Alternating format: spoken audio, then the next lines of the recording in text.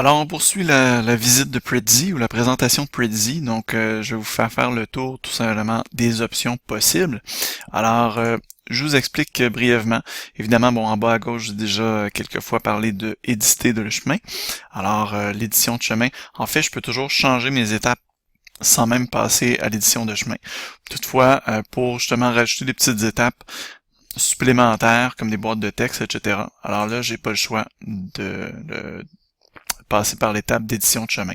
Sachez que vous pouvez toujours revenir à tout moment sur une étape qui fait déjà partie de votre édition de chemin. Donc, vous pouvez évidemment, par exemple, dire, bon, mais parfait, moi, je tiens à ce que ma présentation débute et se termine de la même manière, donc avec une vue globale.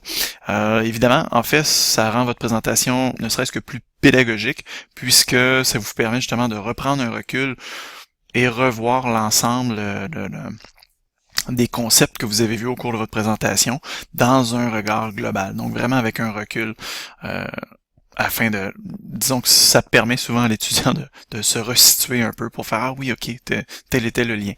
Si vous vouliez même vous pourriez refaire ce recul-là systématiquement à plusieurs reprises au cours de votre présentation. Donc plusieurs profs vont souvent apprécier ce recul-là, justement, donc d'offrir à l'étudiant de OK, parfait, on recule un petit peu, on revoit, parfait, on s'en allait dans cette direction-là. Et on retourne au concept suivant, etc. Bref, donc c'est l'édition de chemin. Par la suite, je vous ai abondamment parlé donc de l'ajout de cadres, qui soient circulaires, en crochet, rectangulaire ou invisible. Ensuite de ça, donc toujours le titre ici présent, donc texte portant sur. Alors on pourra changer le titre tantôt si vous le souhaitez. Ensuite de ça, vous avez la flèche évidemment pour revenir en arrière dans vos étapes. Vous pouvez évidemment avancer si vous êtes revenu. Vous avez la petite disquette de sauvegarde, ce qui est quand même cocasse parce que quand on y réfléchit, ça fait longtemps que le floppy drive est disparu. Mais on continue toujours à symboliser la sauvegarde par une petite disquette que la plupart de nos étudiants n'ont jamais connue. Donc, excusez, c'est une parenthèse sur les symboles utilisés en technologie. Alors, donc, ça c'est vraiment pour les gens plus insécures, disons, dans un nuage, qui se diraient, mon Dieu, avant de le fermer, je tiens vraiment à m'assurer qu'il soit bel et bien sauvegardé. Mais sachez que à tout moment, dès que vous amenez la moindre modification à votre Prezi re-sauvegarde systématiquement votre dernière version dans votre nuage. Donc, sauvegarder à 10h54, je regarde mon heure de l'ordinateur et 10h55, je n'ai amené aucune modification, donc je pourrais fermer sans aucune crainte. Donc voilà qui est ça. Je poursuis ici avec les insertions, donc insertion d'images. Je peux venir parcourir dans mes images disponibles sur Internet ou encore disponibles dans ce que j'ai déjà déposé également. Faites attention toutefois hein, dans l'insertion d'images, n'oubliez jamais le respect du droit d'auteur. Donc on n'insère pas n'importe quelle image, c'est pareil comme PowerPoint, hein, donc les copier-coller. Faites bien attention à ça. Donc ça c'est le petit bémol que j'amènerais avec la recherche. Vous voyez que l'outil de recherche est généré par Google. Dans le fond, c'est une recherche Google Images, mais que vous faites dans votre Prezi. Faites bien attention de toujours vous assurer de reprendre l'hyperlien de cette image et d'honorer le droit d'auteur, tout en vous assurant, évidemment, que vous ayez le droit, bien sûr, d'utiliser cette image-là, parce que l'image est peut-être aussi protégée par des droits d'auteur, ce qui rend interdit et illégal l'utilisation de cette image-là. Si vous voulez une manière beaucoup plus simple, alors là, moi, je vous suggérerais, mais ouvrez un autre onglet, allez tout simplement dans votre outil de recherche pour faire recherche images avancées. Donc, c'est une recherche avancée d'images. Vous avez donc Google Advanced Image Search. Donc, voilà. Et vous allez tout simplement dans le bas en train de dire, ben parfait, non filtré par licence, non, plutôt libre de droit d'usage et de distribution. Et vous cherchez ce que vous voulez. Alors, si vous cherchez l'image d'un bébé, libre de droit, alors vous pouvez donc prendre toutes sortes de bébés.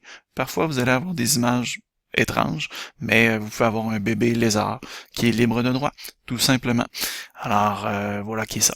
Donc, vous pouvez, alors, je m'excuse, c'était une petite capsule de sensibilisation au droit d'auteur, mais donc, vous pouvez intégrer différentes images libres de droit. Donc, vraiment faire attention. Sinon, évidemment, parcourir et aller chercher une image dans vos fichiers. Ça, il n'y aura pas de problème. Insérer également des symboles et formes. Alors, symboles et formes qui sont diversifiés à travers différentes finitions graphiques, tout simplement. Alors, vous avez l'embarras du choix. Vous pouvez également insérer des favoris, des structures, moins intéressant, mais ce qui devient très intéressant, c'est l'insertion de flèches et de lignes, ou même également le surligneur. Donc, je peux commencer à surligner certains concepts de manière plus manuelle. Mais sinon, donc, je peux insérer des lignes ainsi que des flèches pour rendre le tout plus agréable visuellement. Je peux également, oui, insérer une musique de fond si je le désire. Je peux insérer un fichier, qui soit PDF ou vidéo. Donc, si vous craignez ne pas avoir de connexion Internet, bien évidemment, dans ce cas-là, vous aurez à insérer une vidéo directement, donc un fichier vidéo. Et intégrer le tout comme étant une présentation portable. Et vous pouvez également insérer un PowerPoint, une présentation PowerPoint directement dans votre présentation Prezi. Par la suite, vous pouvez toujours personnaliser avec des graphiques, disons des options graphiques préconfigurées. Alors, voilà qui est ça, donc des jeux de couleurs, etc. Déjà tout préconfiguré. Si vous n'êtes pas habile comme moi avec des jeux de couleurs, moi personnellement, je reste juste dans le standard. D'autres personnes seront aussi peu habiles que moi dans le choix de couleurs. Alors, eux préféreront plutôt mettre des couleurs et choisir des modèles préconfigurés. Par la suite, vous avez évidemment l'option présenter, alors qui vous offre virtuellement de prendre possession de votre écran, ce que vous devez accepter si vous voulez voir un mode plein écran. Et là, flèche de droite, flèche de gauche pour contrôler votre présentation, etc. Pour en sortir, échappe ou escape vous ramène tout simplement à votre présentation. Par la suite, partager. Alors ici, ça vous permet seulement de partager sur Facebook si vous êtes à ce point fier de votre présentation, ou si vous avez un Facebook pédagogique, ça peut toujours être plaisant. Vous pouvez télécharger en PDF, ce qui vous permettra donc d'avoir une page par étape. Alors en téléchargeant en PDF, ça va vous sortir un PDF en vous donnant étape par étape tous vos chemins en page pleine. Donc, chaque étape deviendra une page. Ensuite de ça, vous pouvez également présenter à distance également, et vous pouvez partager le Prezi d'une manière, donc, copier le lien. Alors là, vous pourrez tout simplement faire du partage, tout simplement, de visionnement, ou vous pouvez également ajouter des personnes, donc les inviter à participer à votre Prezi, soit en visionnement, c'est-à-dire spectateur, ou en mode éditeur, donc eux aussi pourront modifier leur Prezi, votre Prezi. Bref, vous serez donc en collaboratif en ligne, donc vous pourrez travailler simultanément sur la même présentation Prezi, et donc vous verrez un second curseur se promener avec l'identification de ce collègue-là. Voilà qui est ça. Et voilà. Ensuite, vous avez les paramètres de votre présentation Prezi, tout simplement l'aide qui vous est offerte, et vous pouvez toujours également quitter le tout. Donc, ça vous ramène tout simplement à l'édition Prezi. Et là, vous avez encore des options d'édition, présentation à distance, téléchargement. Vous pouvez dupliquer, donc doubler le tout. Alors, vous pouvez reprendre la même présentation. Et vous avez également les options de partage, d'intégration, vous pouvez la cacher ou décider de la rendre totalement publique dans le grand catalogue de Prezi. Voilà qui est ça. Sinon en visionnement également. Merci beaucoup.